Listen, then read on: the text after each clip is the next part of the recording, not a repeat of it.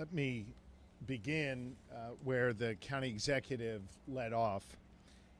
I think it is important to note her appreciation for all of the different departments here in Allegheny County that responded to this tragedy here at the Clairton Coke Works. I think it is also critically important to not just thank them, the first responders that ran toward danger, but to thank your county executive who was in charge of this emergency, who handled it effectively, who brought all of the resources to bear in order to be able to address the needs of this community. The county executive and I spoke multiple times yesterday. I thought she did an extraordinary job in really difficult circumstances, and we appreciate her leadership here. I want to say just how thankful I am to each and every first responder, to each and every member of the United Steelworkers who literally every day go forward in their jobs to help build this region, build this Commonwealth, and build this country. It is dangerous work that they do. It shouldn't be as dangerous as it was yesterday. And we owe them an answer for what happened. We owe them the answers to their questions, and we owe them to never forget the sacrifices that occurred here yesterday. I have been assured in both my conversation yesterday with Dave Burritt, the CEO of US Steel, who you will hear from in a moment, and again in the briefing that we just had, that US Steel is committed to two things. Number one, getting to the bottom of what occurred and ensuring a safe plant for their workers when they return.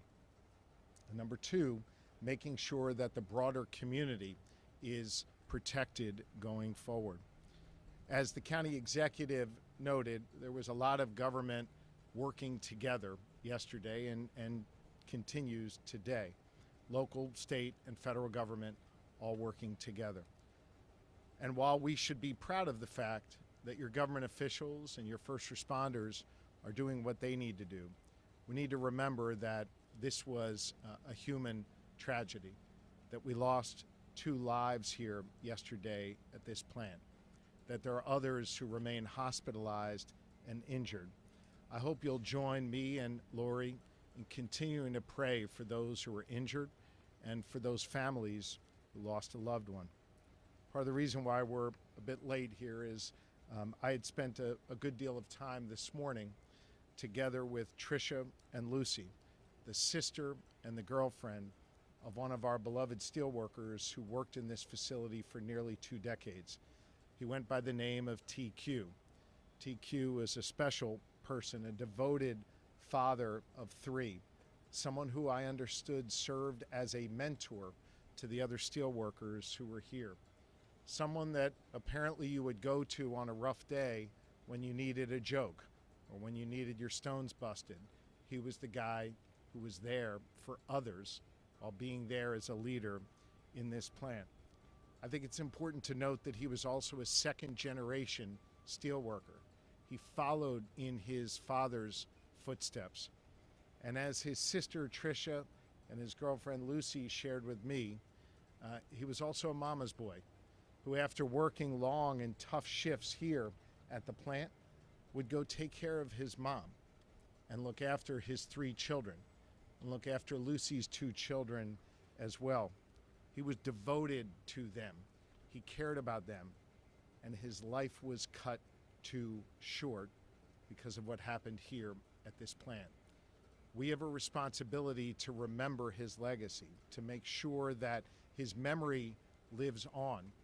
And I trust that with Bernie Hall's leadership here at the Steelworkers and the commitment of Dave Burritt and the team at US Steel, and of course the work that's going to be done by our county executive Innamorato and others, we will honor his legacy, and we will make sure that his children know that their dad was a special man, a good man, and a man who helped build this community with his hands the way his father did.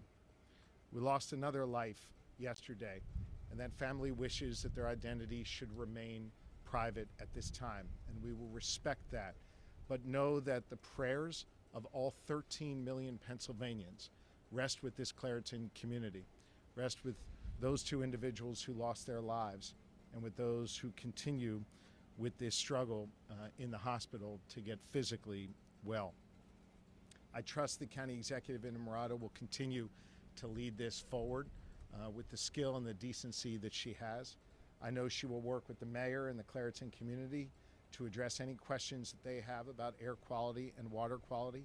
It bears repeating that under the leadership of Director Padfield at Pima, who joins me here today, we've provided the resources that have been requested, and there have been no troubling tests of air or water that we have seen yet, but we all want to remain vigilant, and I know the U.S. Steel joins us in wanting to remain vigilant to ensure the well-being of not just those who work at this plant, but all of the wonderful people who live in this community as well. It's going to take a team effort to rebuild here. It's going to take a team effort to lift this community back up. It's going to require the prayers of this Commonwealth, the great work of our county executive, and it's going to require a commitment from U.S. Steel to see this through.